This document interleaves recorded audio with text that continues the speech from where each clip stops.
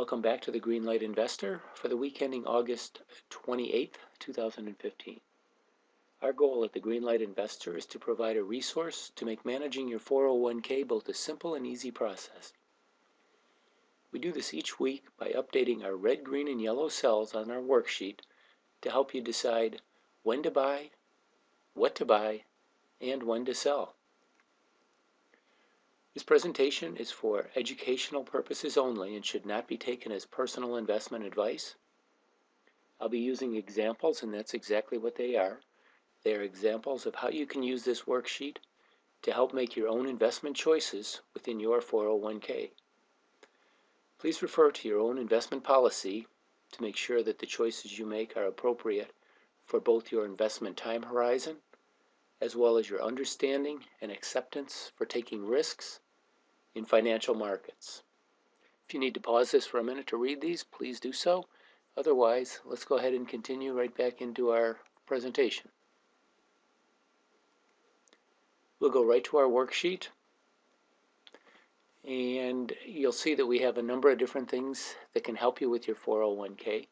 First is an asset allocation questionnaire. If you're not certain how to allocate assets within your 401k, this is a great place to start. If you want to use our 401k calculator, you simply click on this and it'll give you a way to keep track of how your 401k is set up and what kind of projections and things like that you may have an interest in seeing. The worksheet itself is separated into three distinct areas. First is the investment choice section on the left, and its different categories include the fund number, the symbol, the fund name, and a description of the fund. At the top of this worksheet we have the core investments, which are your index funds, and as we scroll down you'll go to the satellite investments, and these start out with the most conservative ones, which are the money market, and they progress into the more aggressive, more volatile funds as we go down it. We'll go to the fixed income, the U.S. growth and income, U.S. equities, international funds, and sector funds. The middle section we have the performance data. Each week we update this, and it shows the closing price, the month-to-date return, the quarter-to-date return, and the year-to-date return. The reason we put this in here is because we think it's important for you to track how your funds are doing against the overall market, as well as the different funds in the same category. By keeping track of this and making sure that you're staying away generally from the weakest funds, intending to move your investments towards the stronger funds, we feel that your performance over the very, very long run will do much better. We have what I feel is the most important area, and that's our current weekly trends. It's focused right around column V. The three most important columns in this area are U, V, and W. Column V shows the relative strength trend change on a week-over-week basis. When you see a bright green light, you'll see that that has been the strongest fund on a week-over-week basis. And when you see a bright red light, that's generally one of the weaker funds on a week-over-week basis. Yellow lights mean that there hasn't been an awful lot of change. One of the other areas that I think is really interesting the way we arrange this is with the current weekly trends, each week we'll assign red or green cells to it. And for the week ending August 28th, you'll see that all the cells are red. What that indicates is that the general trend is weak in these funds. You'll also see that there's a numerical value in each of these cells. Each week we'll update it, and you'll be able to see the trend, whether it's increasing. If the value of the numbers is increasing, that means the trend is generally getting stronger. And if you see the numerical value of these funds decreasing, that generally means that the funds are getting weaker. So as we scroll down this, you're able to see quite a bit. Let me slide this over just a bit. You can see as we go down these different funds that we're turning into solid bricks of red, which indicates that the general market is showing some overall weakness. Here you're seeing that we've had a red wall of red cells for quite some time. And actually the interesting thing that I see here is this is the first week we've seen some green, and we're also seeing two lights of bullish. So The Ginnie Mae Bond Fund is showing a little bit of relative strength over the entire category, so that generally shows that there's a flight to safety with those type of bonds. Next, let's go down and we'll see that with the growth and income area, we've also turned to two weeks in a row where we're seeing solid red cells. The long-term trends in each of these is showing a red or a yellow cell. So generally we like to see green or yellow rather than the red or yellow cells. As we progress down to the U.S. equities, we're seeing more and more red appear. So generally it's a good chance to stay clear. There's only two funds now that are showing continued green. And as we look at the numerical values, we'll see that those are also weakening. And the same for this fund here. It's weakening and it's got just a 0.02 with a yellow dot in there, meaning it's very close to changing over to red. So we'll have to be very cautious there. One of the interesting areas that I see right away is that you're seeing a green light in the short term in one of the worst performing funds of the year. So maybe that one's hit a bottom. And for the very, very, very aggressive investors who do like to bottom fish, this may be something you want to look a little bit closer at. It's been one of the weakest performers. The fund's numerical values have continued to deteriorate right up until this week. So it's the first week. Generally, I like to see a couple of weeks of strengths to see that it's not just an anomaly. But for aggressive, very aggressive investors, this may be something worth taking a closer look at this week. And that's how you can use the red, green, and yellow cells to indicate that. Next, we'll go down to the international funds, all red here. So again, this isn't too interesting yet. When we start to see some green up here and also some green up here on this side, we may have a better interest in these. And finally, let's go down to our sector funds. We're seeing a fairly even mixture, but we're seeing a couple of new red cells, especially on a week over week with 2 weeks in a row.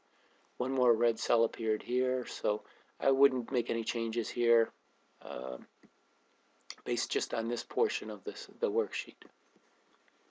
With that said, let's go ahead and see exactly how we can use this worksheet to continue to manage a 401k portfolio. And again, I want to emphasize this is a hypothetical portfolio, so this is just to show you how you can use this worksheet to help make decisions. Let's go down to the View, Custom Views, and go to the My Current Allocation, and then click Show.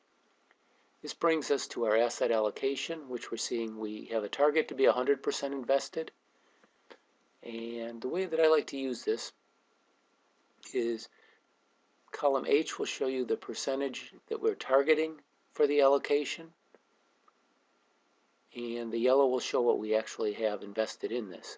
So for example, in the core investments, we would like to have 10% of our assets invested in this category, but we currently have 0%. As we scroll down, we'll see that the money market fund, we'd like to have about 10% allocated, but because of all the red cells that have been appearing, we've built up 65% of the funds into the money market fund. Right now we have a 0% fixed income allocation, and that's again because we've seen so many of the red lights. If we see continued red lights appear, as we showed just a little bit earlier, the Ginnie Mae fund may be a place where you can get a little bit of safety and a little bit of income. Next we have the U.S. growth and income, where we'd like to have 5% invested here. We currently have 0%. That's been moved over to the money market, again because of the red cells that we've seen appear. U.S. equities, we have a 30% allocation. We only have 20% invested. And international funds, we have a target of 30%. We have 0% invested. We moved that over to the money market a few weeks ago because of all the red lights again. And with the sector funds, we'd like to be 15%. We are 15%. So we're still where we'd like to be with those. To see if there's any changes that need to be made over this week, we simply slide this worksheet over so you can compare column H with column U, V, and W. And let's see the allocations we have and see what we need to do. With the 65, we'll always see the yellow in yellow as that's a neutral area to be sitting in the money markets, so that's no change.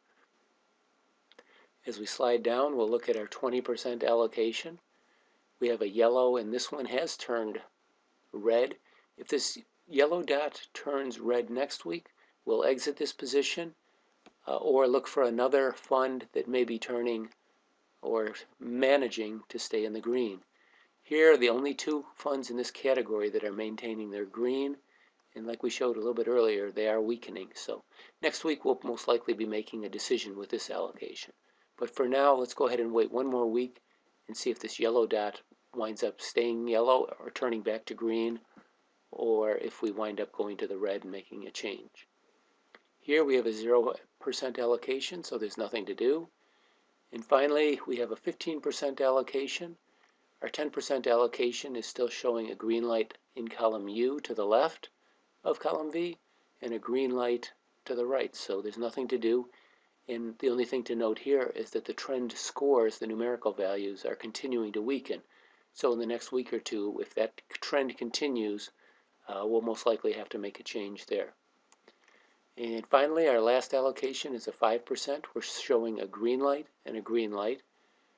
Same situation where the trend scores are weakening, but we're still showing green and green, so these are still okay to stay in if you elect. If you're nervous about all the red cells appearing, you could always move these to money market and wait a few weeks and see when the green lights appear. That's all that you have to do each week to see if there's any changes or adjustments that need to be made to your portfolio. I hope this has been helpful, and it gives you some ideas and some resources for managing your 401k choices. If you'd like to get additional information on how you can use this worksheet, you can always contact me at greenlightinvestor.org or jwjweixnar at greenlightinvestor.org. If you'd like to send me an email, I'd be happy to find a time to go through this or answer any email questions on how you can use this worksheet to help make investment choices within your 401k.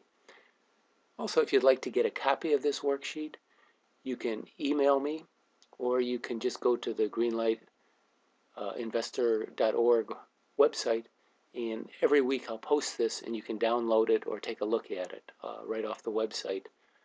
But like I said, if you want it emailed directly to your inbox, send me an email and I'll put you on our distribution list. That's what I've got for this week. I hope it's been helpful. And thank you again for taking a few minutes out of your weekend to watch this presentation. Have a great week.